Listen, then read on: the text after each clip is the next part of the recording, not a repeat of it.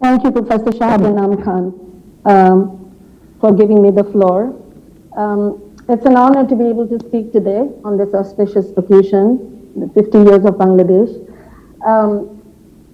I've decided to actually write a few points down because in the interest of time, and also because this is 4:30, I think, a.m. for me, and I could easily be defocused. Good afternoon to all of you, but before I start, I would actually like to pay my respect to the father of the nation, Bangabandhu Sheikh Mujibur Rahman, and start the few things that I have to say. Interestingly, I always like to talk about theoretical issues, but this is totally different for me, and I've decided to prepare some points based on some normative aspects. In other words, what the government should do, what it has done in the past, and what it should do in the future. So it's really a normative kind of work at this point for me. In the past 50 years, we've seen regime changes, different shades of democracy, governance-related problems, domestic turbulences, corruption, as well as internal security problems. There are questions of good governance, what it means, the connection between governance and development, but obviously there's no absolute theory that can say which one comes first, governance or development. So, but then again, one has to strike up a balance between the two, and we cannot, as a government, focus on one and ignore the other. Bangladesh has come a long way with regard to development. It gives us great pleasure to hear that the other least developed countries need to follow in the footsteps of Bangladesh. In other words, it has set an example for others to follow. Just some decades ago, Bangladesh was called an international basket case. Today, it has attained impressive economic growth. It's exemplary, to say the least. Now, this creates a platform to understand the salience of security challenges that the country is faced with today. There is a strong connection between the international security environment and the sustainability of the internal development. In this case, obviously, I'm also referring to the economic growth that I just mentioned. Before moving on to that, I think it's important to highlight the basic differences between non-traditional security issues and the security issues, which is basically hardcore military politics, military security, and the other non-traditional security issues would basically mean human security, drug trafficking, food security, environmental security, and so on and so forth. For the past year, the world has also faced another non-traditional security, issue, which is the COVID-19, an invisible enemy, human security threat from an invisible enemy. Bangladesh has done well, as the previous speakers have said, well in addressing the issue, also pertaining to securing the vaccines and the rollout. As for the security challenges for Bangladesh, one needs to understand that Bangladesh does not have a conflict with any other country in the region or in the extra-regional sphere. By conflict, I mean a hostile interaction between two or more states, of course, over some contending issues, over which a war is likely to happen. And since wars won't happen, why worry about international security? That's the million-dollar question. When Bangladesh was born, it was the height of the Cold War. The bipolar international system compelled states to side with one or the other pole, meaning you take sides, either be with the US and be with the capitalist world, or be with the communist world, the Soviet Union. China supported Pakistan, as we all know, and so did the US, in the end, of course, and India helped Bangladesh in its liberation war. Again, we all know that, and thus the country sided with India and, as an extension, with the Soviet Union.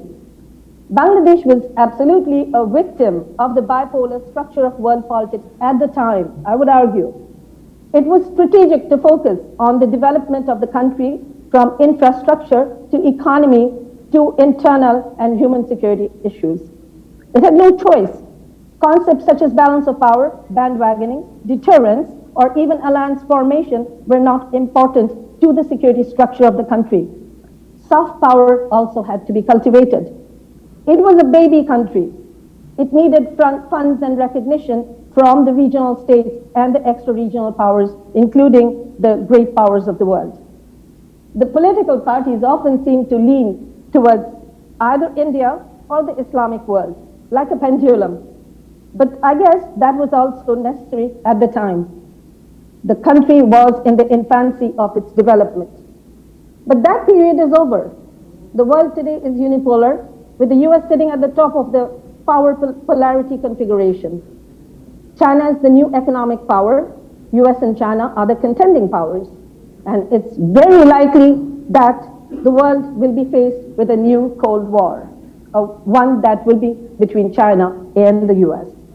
To top it off, India and China have a bilateral protracted conflict, who are not only contending over territorial issues, but over influence as well. Who's going to influence which country? How? Under what circumstances? What processes to undertake? What policies to pursue are the things that are on the table for them. And Bangladesh is in the middle of these conflicts, one between India and China, the other about the emerging new Cold War. Today, the country is in a much better position, fortunately. It has consolidated its position in the South Asian region, and it has a stable economy. But its continued growth is heavily dependent on its foreign and security relations between both India and China. It needs China as much as it needs India, and maintaining a strategic balance between the two is extremely important. Bangladesh has developed a cozy relationship with China in the last couple of years, although the Rohingya issue certainly still remains unresolved. China is Bangladesh's largest trading partner, as we all know by now. The annual bilateral trade is valued at approximately $15 billion. Trade with India is slightly more than a third of that amount. China is also the biggest potential investor in Bangladesh. And interestingly, even in the military realm, the military cooperation actually has been witnessed steadily, and it actually increased steadily in the past few years. China is giving Bangladesh massive foreign direct investment in infrastructure and manufacturing, and Bangladesh, of course, is a member of China's Belt and Road Initiative. Now, what is China doing? It's using its soft power resources to influence countries to join its club. It wants others to want what it wants, but it doesn't want others to understand that it wants them to want what it wants. This is coercive behavioral power. It wants you to do something that it wants, but it doesn't want you to understand that it's actually making you do something that it wants.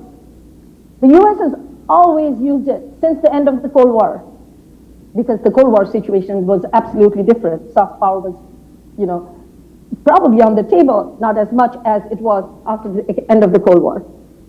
Now, Bangladesh needs to play its China card well for its internal security and stability. So, if you're looking at the non-traditional security, and of course in the domestic realm, let's say food security, growth, infrastructural development, and so on and so forth, they're heavily connected to the kind of relationship Bangladesh would maintain in the future with China, and I'm coming to India as well.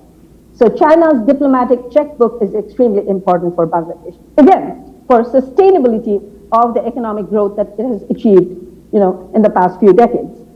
On the India-Bangladesh front, Bangladesh needs India. It goes without saying, for past, present, and the geopolitical realities.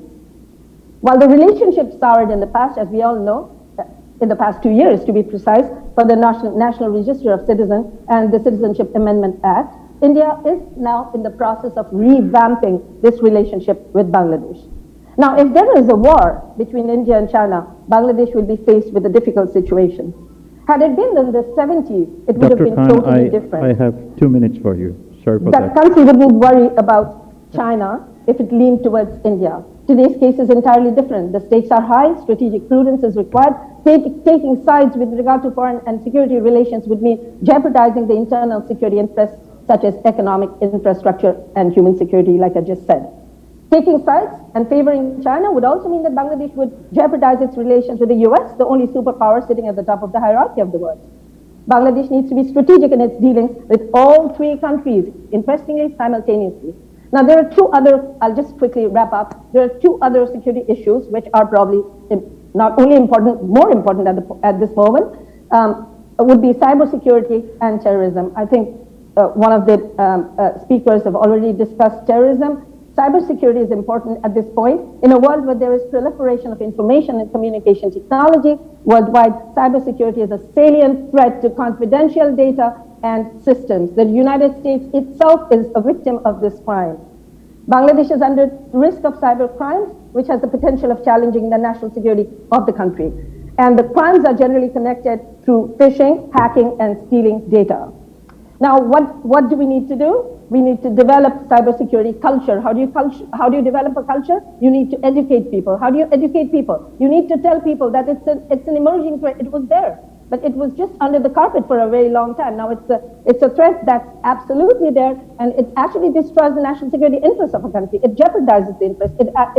It can happen in the private sector as well as in the governmental realm. So we need to be careful about it. We need to have structure legal frameworks, and we need to invest more. When we say we, of course, the government needs to invest more in this realm. As for terrorism, we all know what happened in the Holy Artisan episode in 2016. Of course, the government is fully aware of it. It is on a downswing right now in the international sphere and in the domestic realm as well. But at the end of the day, we need to address that, and we want to make sure that we understand that the eyes of India and China, India and the US are both on us to make sure that we don't give a safe haven to the terrorists.